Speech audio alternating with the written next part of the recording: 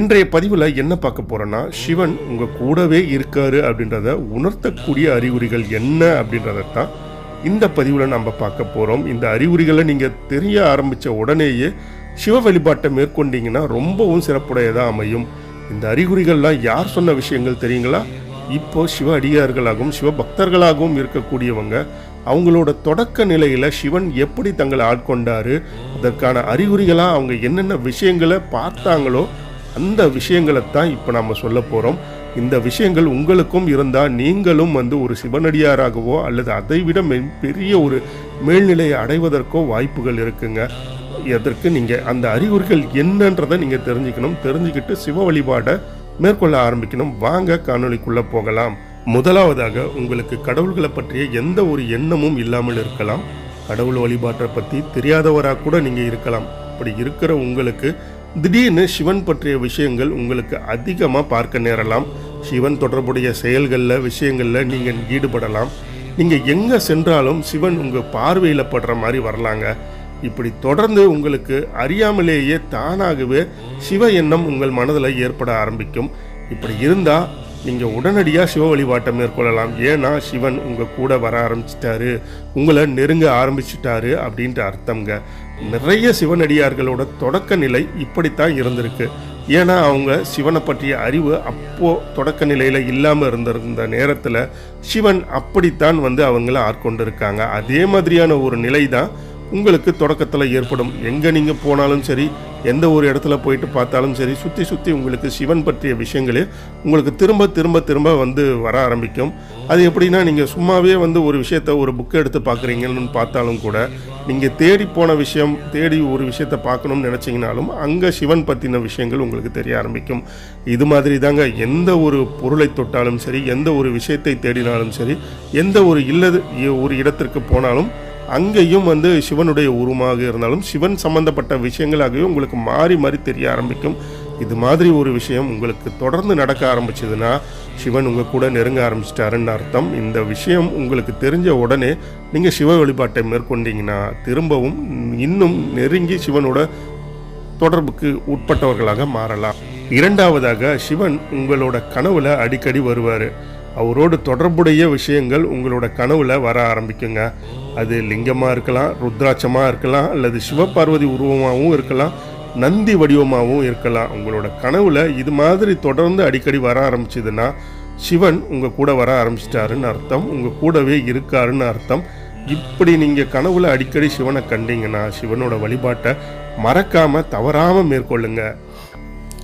மூன்றாவதாக, அதிகாலை வேலை, அதாவது பிரம்ம முகூர்த்த நேரம் சொல்லப்படுகிற 4 மணியிலிருந்து 5:30 மணிக்குள், அதற்கு முன்பாக 1 மணி நேரத்துக்கு முன்பாக 3:30 மணிலேருந்து உங்களுக்கு 5 மணிக்குள்ளே திடீர்னு ஒரு 10 நிமிஷம் விழிப்பு வந்துடும்.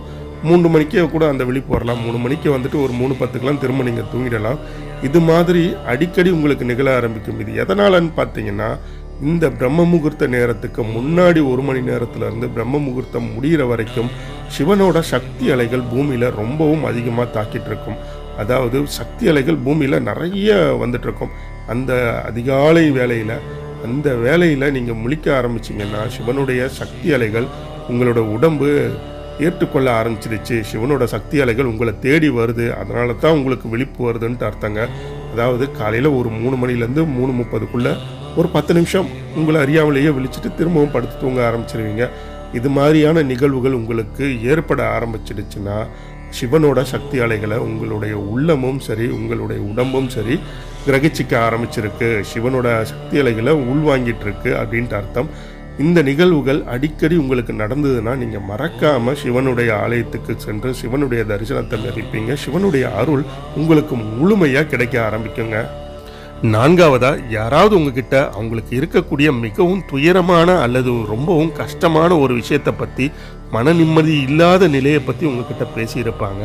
அவங்களுக்கு நீங்கள் சொல்லக்கூடிய விஷயங்களில் அவங்க முழுவதும் மன நிறைவு அடைஞ்சி அவங்க ரொம்பவும் திருப்தியாக சரி, நம்ம இந்த விஷயத்தை பற்றி யார்கிட்ட பேசுறதுன்னு தெரியாமல் இருந்தோம், இவர்கிட்ட பேசுனதுனால நம்மளுக்கு ஒரு மன தெளிவு ஏற்பட்டுச்சு அப்படின்றது ரொம்பவும் தெளிவு அடைஞ்சு போவாங்க.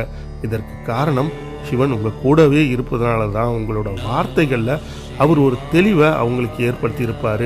சிவனோட அருள் உங்ககிட்ட இருந்தால் மட்டும்தான் இது மாதிரியான நிலையில் இருக்கிறவங்களையும் உங்களால் வந்து திருப்தி அடையப்படுத்த முடியும், அவங்களோட நம்பிக்கையை ஏற்படுத்த முடியும். கடவுள் நம்பிக்கை இல்லாதவராக இருந்தால் கூட நீங்கள் இந்த ஒரு நிலையில் இருந்தீங்கன்னா கண்டிப்பாக சிவன் உங்கள் கூடவே இருக்காருன்னு அர்த்தங்க. இதற்கு நீங்கள் தொடர்ந்து வந்து சிவனோட வழிபாட்டை மேற்கொள்ள ஆரம்பிச்சிங்கன்னா இந்த நிலையில் இருந்து மேலும் ஒரு உயரிய நிலையை நீங்கள் அடையிறதுக்கு நிறைய வாய்ப்புகள் இருக்குது.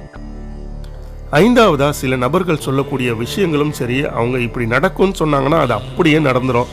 எப்படா இவங்க சொல்கிறாங்க கரெக்டாக அப்படின்றது யாருக்குமே தெரியாது. ஆனால் எல்லோருக்கும் தெரியாத ஒரு விஷயம் என்னென்னா, சிவனோட அருள் அவங்களுக்கு இருந்தால் மட்டும்தான் வந்து அவங்க சொல்லக்கூடிய விஷயங்கள் அப்படியே நடக்கும். இப்படிப்பட்ட நபர்களை நம்ம என்னன்னு சொல்லுவோன்னா, சில பேருக்கு நாக்கில் கருநாக்கு அப்படின்னு சொல்லுவான். எப்பா அவன் சொன்னான்னா அப்படியே நடந்துடும்ப்பா, அவன் வாயில் எதுவும் திட்டு வாங்கிடாதீங்க, அவன் ஏதாவது பழிச்சாலும் சரி சாபம் விட்டாலும் சரி அப்படியே நடந்துடும், நல்ல விஷயங்கள் சொன்னாலும் நடக்கும்.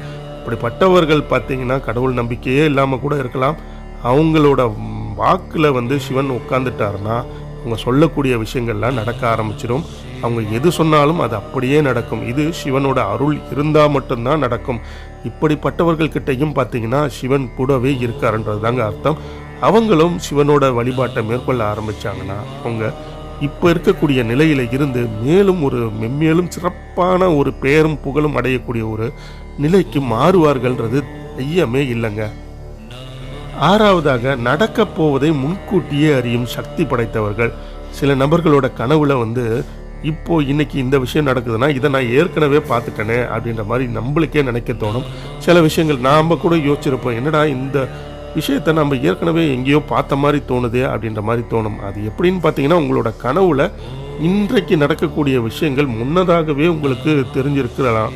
இது மாதிரி விஷயங்கள் வந்து வருதுன்னா அவருக்கு சிவனோட அருள் இருந்தால் மட்டும்தான் ஏற்கனவே நடக்கக்கூடிய விஷயங்களை முன்கூட்டியே அறிந்து கொள்ளும் சக்தி பெற்றவர்களாக மாறுவாங்க. இவர்கள்கிட்டையும் வந்து பார்த்திங்கன்னா சிவன் நெருங்கி இருக்காரு, சிவன் கூடவே இருக்காருன்றது அர்த்தங்க. இது மாதிரி கனவுகளில் நிறைய நல்ல விஷயங்களை கூட சிவன் சொல்லுவார். சில நேரங்களில் சில பேருக்கு வரக்கூடிய ஆபத்துகளை தடுக்கிறதுக்காகவும் சில விஷயங்கள் இது மாதிரி விஷயங்களை பண்ணாதீங்க அப்படின்ற மாதிரி ஒரு விஷயங்களையும் வந்து கனவுகளில் சொல்லியிருப்பாங்க. அந்த விஷயங்களை அவங்க தடுத்ததுனாலேயே வந்து சில துக்க விஷயங்கள் நடக்காமலும் கூட போகும். அது மாதிரி இருக்கக்கூடிய நபர்கள்கிட்டையும் வந்து சிவன் கூடவே இருக்காருன்னு அர்த்தம். அவர்களும் வந்து சிவனுடைய வழிபாட்டை மேற்கொள்ள ஆரம்பித்தாங்கன்னா ஒரு மிகப்பெரிய ஒரு உயரிய நிலையை இது மாதிரியான விஷயங்கள் இருக்கக்கூடிய நபர்கள் சிவனை வழிபடாதவர்களாக கூட இருக்கலாம். அவர்கள் எப்படிப்பட்டவர்களாக இருந்தாலும் சரி, சிவன் அவங்க கூட இருக்கிறதுக்கான அறிகுறிகளாக தான் இந்த விஷயங்கள் சொல்லப்படுது. ஏன்னா சிவன் அடியார்களாக இருந்தவங்க இது மாதிரியான விஷயங்களை கண்டு தான் தங்களை வந்து சிவன் கூடவே இருக்காருன்ற ஒரு விஷயத்தை தெரிஞ்சுக்கிட்டு சிவ வழிபாட்டை மேற்கொள்ள ஆரம்பித்து ஒரு மிகப்பெரிய சிவனடியார்ன்ற ஒரு நிலையை அடைஞ்சிருக்காங்க. உங்களுக்கும் இது மாதிரியான அறிகுறிகள் உங்ககிட்ட தோண ஆரம்பிச்சதுன்னா இப்போவே தாமதிக்காமல் உடனடியாக சிவ வழிபாட்டை மேற்கொள்ள ஆரம்பிச்சிருங்க.